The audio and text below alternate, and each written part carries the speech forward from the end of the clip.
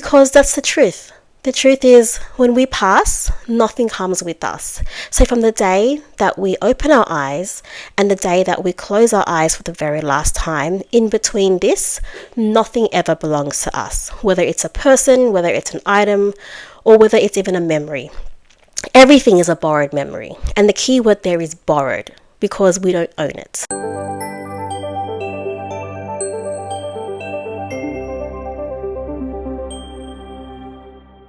Hello world. Hi, welcome back. I am Chenimon, and lucky everyone, today I have a cold that I am recovering from, so you get a little extra ASMR of my coughing and my rusty, raspy voice. So please bear with me. Why am I recording when I have a cold? And I don't know. To be honest, if you know me, I'm someone who just doesn't stop. I'm always doing something. My weekends are usually jam-packed. It's probably impossible to get time with me. I don't say I live off chaos, but I just have so much I love about life and so much I want to do all the time. So for me to stay put for the past couple days and do nothing was a huge effort on my end. And today I was like, I need to do something. So I thought at least I can release a podcast that I failed to release last week because when I recorded it, I just didn't feel like it was what I wanted. And I don't force myself to release anything that I don't want to release on this podcast channel, because it's my channel, made for me first and foremost, for the people secondly. So yeah, nothing that doesn't serve me will ever find itself onto this channel. But here we go. I am going to struggle talking about what I want to talk about today, which is living without attachment. And I'm going to struggle because to teach something to others, you need to have mastered it yourself. And I know for a fact I definitely have not mastered living without attachment. It's a really hard concept to understand, let alone to practice. But I'm going to give it a crack because I think it's something that all of us should kind of start doing in life. And it's a really, really important life lesson to do and to face.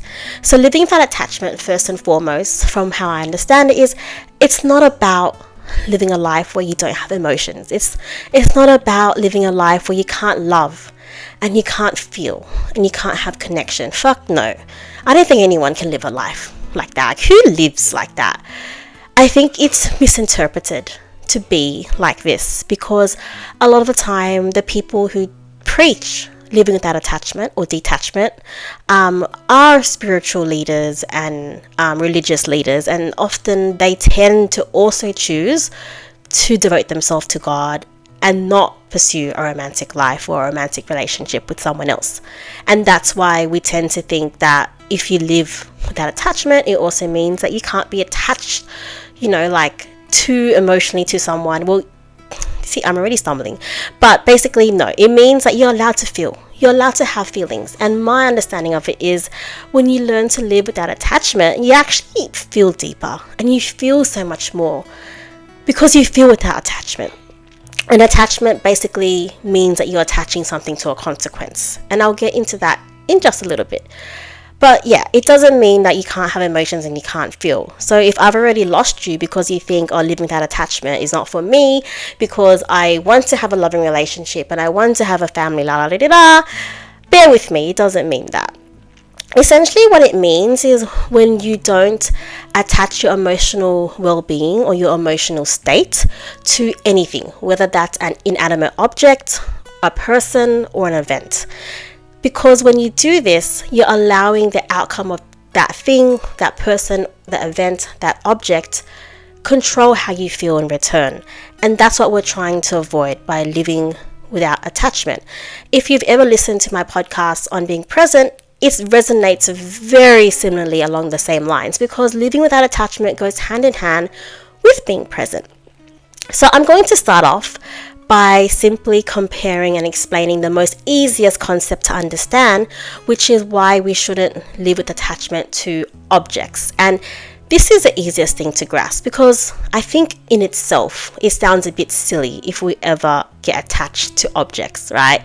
But it happens all the time. Like, have you ever seen that video of Kim Kardashian in the water crying because she lost her $1 million earrings or whatever? Like, that is attaching your emotional state to an object. I experience this all the time. So have you ever held an object or an item to you that's so dear that when you lose it, your mood has been thrown off for the whole day or the whole week or even the whole month? Often this happens when we have something that we value quite a bit. And I know it's hard not to value something that's sentimental to you. Like if it's a ring that your past mother had handed down to you, if it's the last photo of your family member or anything of that sort of importance, I totally get it. Like it will be so hard to not get attached to those things. But this is the core teaching of what living without attachment is, because the meaning behind those objects, the ring that your mother gave you, the last photo of your grandfather, all these things, the meaning itself will never die. The sentiment behind it will never be gone. Like the emotion within it will always be within you, regardless if you have the object present in your life or not. So if we were to lose those objects, it should never take away from the meaning or the sentiment of what that object means to us. And that's essentially what it means. More superficially, a lot of people get attached to things that are quite materialistic, like $1,000 handbags, really expensive shoes, their cars. And when we attach ourselves subconsciously, most of the time, I don't think anyone is here thinking, oh, I'm consciously, intentionally going to attach my emotions onto these objects. But when we do attach ourselves subconsciously onto these objects, it happens when we don't even realize. And there's energy feeding into it all the time. So when we do lose access, or when we do lose whatever these things are, so much turmoil comes out of losing these objects. And we then go and exert so much of our energy and our capacity mourning over things that really were never ours to begin with. Because the honest truth is, and this might be the hard part to grasp, is we enter this world with absolutely nothing. No thing and no person. And when we leave this world, we also leave with absolutely nothing. So in life, learning the art of living without attachment is really a lesson for us to learn to let go of everything that we've ever attained. Whether it's been given to us, whether it's been purchased by us, wherever, how, means or method it came to us in our lives. Along our lives, there's always a lesson that is going to ask us to detach from that thing or that person. Because that's the truth. The truth is, when we pass, nothing comes with us. So from the day that we open our eyes and the day that we close our eyes for the very last time, in between this, nothing ever belongs to us. Whether it's a person, whether it's an item, or whether it's even a memory. Everything is a borrowed memory. And the key word there is borrowed, because we don't own it. A really quick example on living without attachment, and I'm huffing because I'm sick and it's taking so much lung capacity to actually talk. I'm so grateful for my lungs. But a few years ago, I had experienced a really, really bad flood, and it washed away nearly everything that I had in my room and my house and my granny flat. And when I say everything, I mean everything. Clothes, shoes. I had an IKEA kitchen that I literally just bought for like $4,000 that was actually supposed to be sitting right here behind me once it was installed. I never got to install it. It was a DIY project that I was so excited to embark on, but the flood washed it away. I lost everything, and I was so devastated. I kept thinking to myself, how much money am I going to have to spend to get everything back that I've lost? But as the days went on and I started cleaning and recuperating my space, I realized that I was existing exactly as I should be, and I was existing exactly as I am in my most prime state, with nothing that I thought I needed a few days prior. All those things that I thought I couldn't live without, all those things that I held on to so deeply and dearly under my bed, or my sentimental objects and beings from my primary school, from my past, my old certificates, like everything that I had. I'm a card hoarder, so if you ever write me a card, I'll keep it. I was so upset because I thought I couldn't live. I thought a part of my identity may have been missing without it. But in those days that came, I realized, no, I'm completely here and I'm completely whole with nothing that I had a few days ago. And that was my very first real life lesson of living without attachment to objects and inanimate things. Because the truth was, I started from square one. I started with 0, but I still had everything that I ever needed right there right then. So the next thing to move on is going to be quite controversial, or people might disagree with me, but it's living without attachment to people, persons, relationships. I know this sounds really hard because when you build relationships, when you form friendships, when you meet people, there's a connection, and with that comes emotion.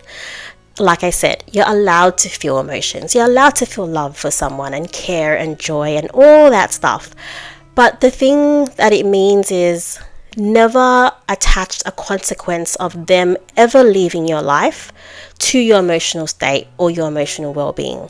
So you can love someone to bits. I love all my friends in my life to the fucking bits and the fucking days. Like, I love them.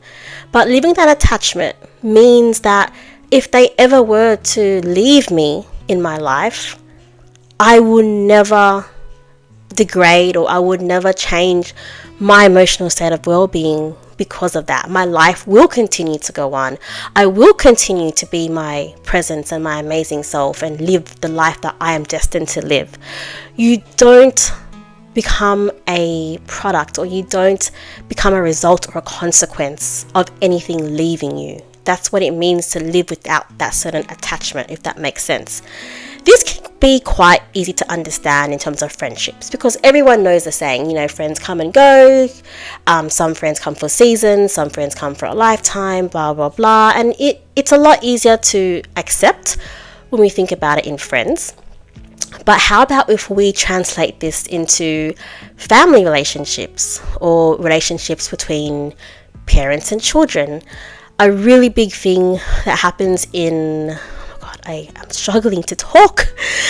A really big thing that happens in ethnic cultures, I've noticed, is a lot of parents tend to think that they own their children.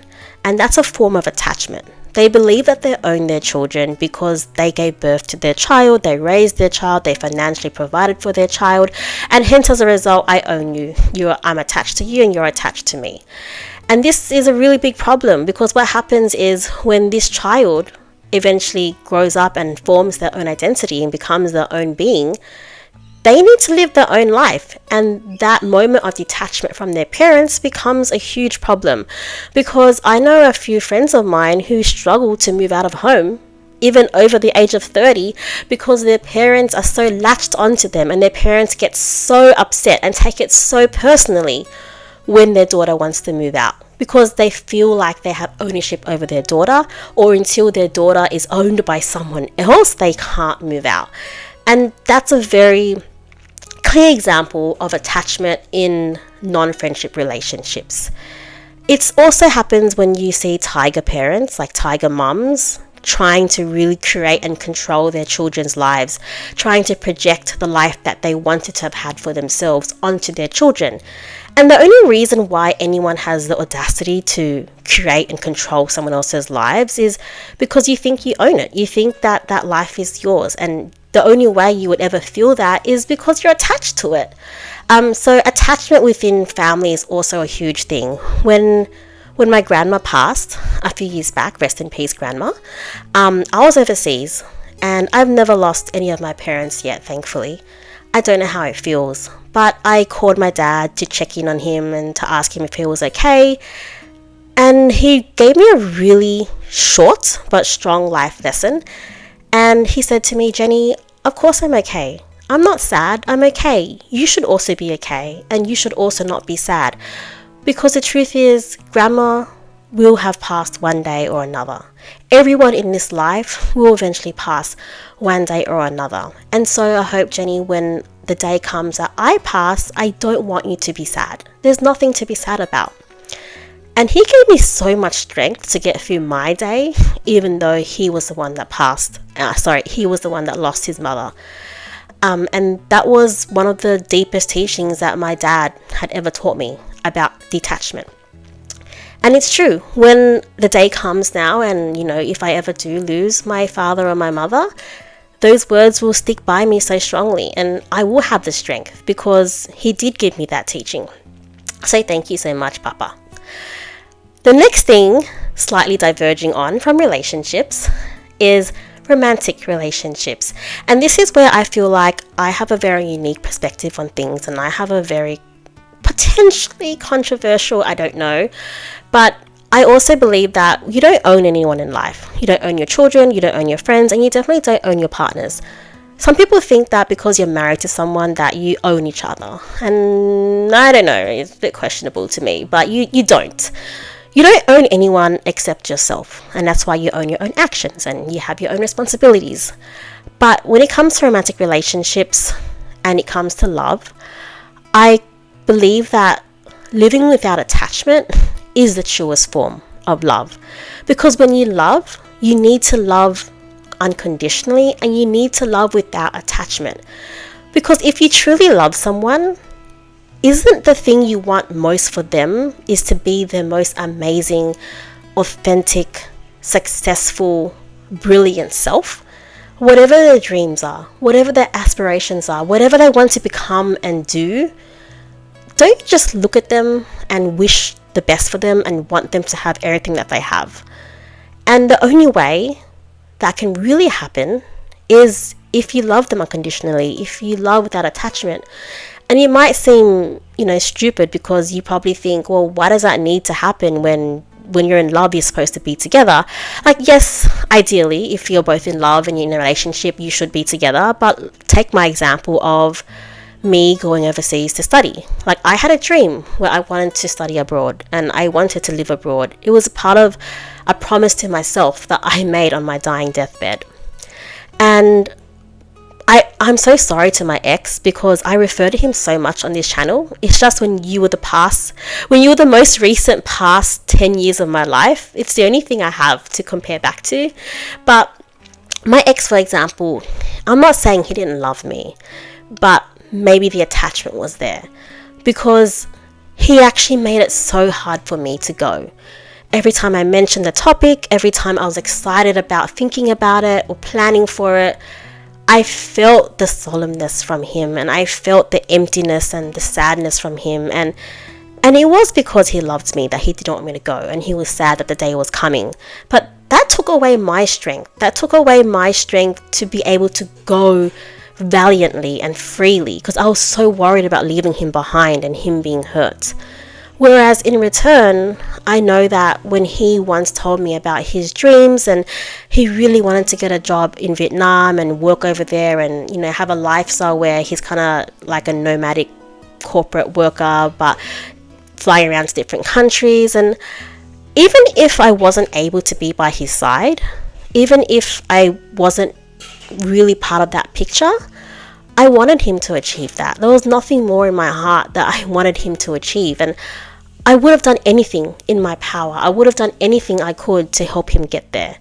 And it's because when you love someone, you want to be the person who gives them the wings to fly. If they already have wings, then you want to be the person that fertilizes their wings and makes their wings grow bigger and stronger so they could fly higher and further. And to me, that's what love without attachment is. It's the most simple teaching. It's when we're taught, if you come across a flower and you think it's pretty and you like it, you pick it. But if you love it, then you don't pick it. You water it and you let it be so that it can flourish into the most amazing version of itself, or you stand by it and you protect it and you guide it to be the most amazing version of itself, in essence. And these things can't be achieved if you feel like you own someone, or if you feel like in this life that you have an attachment to them. Because this is why I think it might be a bit controversial what I'm saying, and it's because for me, when you love without attachment, it also accepts that you really consider and you really prioritize their happiness for exactly what it is, which is what makes them happy, what they want, what they need. So I always believe that if I love you and it ever comes a day that your happiness is greater without me than it is with me, then by all means, I will never want you to be with me. I would never force you to stay. And you can only think that way. You can only give someone that liberation if you love without attachment. So I think I've dwelled really intertwinedly on this topic, and I don't even know if I explained it well. But that was my take on living without attachment. And like I said, a lot of it ties into being present, because you can't live without attachment if you don't try and live in the present moment. Because it all comes back to accepting things and releasing surrender. Because when you release surrender, when you be in the present, what happens is you're no longer allowing yourself to be fixated on the outcome of anything leaving your life. And I think I did pretty well. Good job, Jenny. But thank you so much for listening. I'm pretty sure I confused you more than when I started. But have an amazing weekend, and I'll see you guys in my next video.